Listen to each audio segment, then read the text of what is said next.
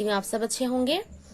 तो आज मैं आप लोगों को एक सीन पढ़ाने जा रही हूँ जो आप लोगों के text book chapter 8 the magic fish bone का ही एक पैसेज है यहाँ पे। तो वो ऑलरेडी मैंने पढ़ा चुका है आप लोगों को, ये रिवीजन के तौर पे मैं और दोबारा से पढ़ा रही हूँ ताकि आप लोगों को अच्छे से समझ आ जाए। Okay, so let's start. There was once a king and he had a queen. They had several children. Alicia was the eldest, who looked after the other children. क्या बोल रहे हैं? किसी वक्त में एक राजा था और उसकी एक रानी थी, ठीक है। और उन दोनों के कई सारे बच्चे थे जिनमें एलिसिया जो थी वो सबसे बड़ी थी और जो अपने बाकी भाई बहनों का ख्याल रखती थी। The king was in his profession under the government. The queen's father had been a medical man out of the town.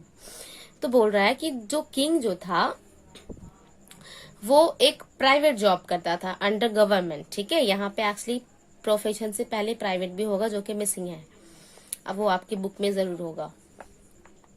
और क्वीन के जो पिता थे वो क्या थे? वो डॉक्टर थे आउट ऑफ द टाउन, शहर के बाहर वो डॉक्टर थे, ठीक है। One day the king was going to the office when he stopped at the fishmonger's shop. He needed to buy a pound and a half of salmon which the queen had requested him to send home. तो एक दिन जब राजा जो थे वो कहाँ जा रहे थे? वो बाजार जा रहे थे, सॉरी ऑफिस जा रहे थे। तो रास्ते में ही उन्होंने कहाँ पे रुका? एक मछली की दुकान पे रुका। क्यों? क्योंकि उन्हें मछली की जरूरत थी, यानी एक सैल्मन फिश खरीदना था 1.5 kg, जो कि रानी की ख्वाहिश थी कि वो राजा खरीद कर घर भेज दे, ठीक है। He had not proceeded far after finishing his shopping when the fishmonger's errand boy came running after him.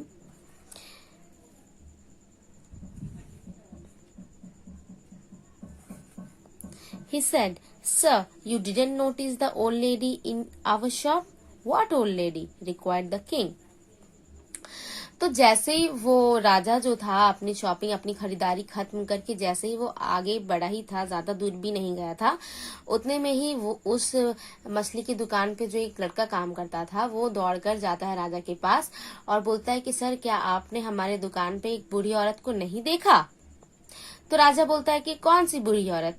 नहीं, I saw none.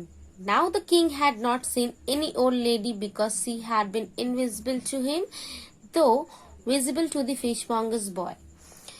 तो वो क्यों नहीं देख पाया था राजा उस बूढ़ी औरत को? क्योंकि वो उसके लिए इनविजिबल थी, यानी वो नहीं देख पाया था, ठीक है। लेकिन वो जो लड़का जो काम कर रहा था उस शॉप में वो देख पाया था, उसको वो दिखाई दे रही थी, वो सिर्फ राजा को नहीं दिखाई दे रही थी, ठीक है।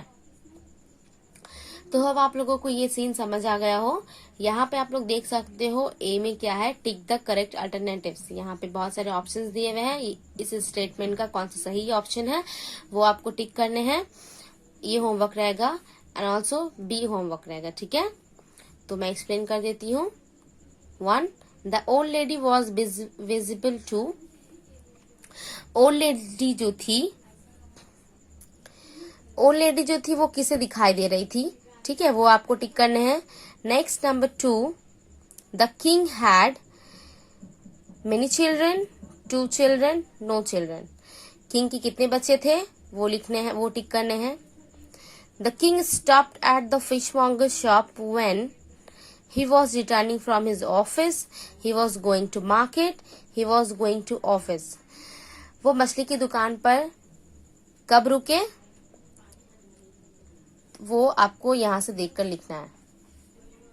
The queen's father was a king, medical man, fishmonger. रानी के पिता जो थे वो क्या करते थे, वो कौन थे, ठीक है, वो आपको लिखने हैं। The queen requested to bring a pound of salmon fish, a pound and a half of salmon fish, half pound of salmon fish, ठीक है।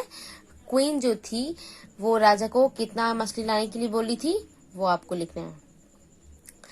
Number B, so you have to do A and B homework, ठीक है।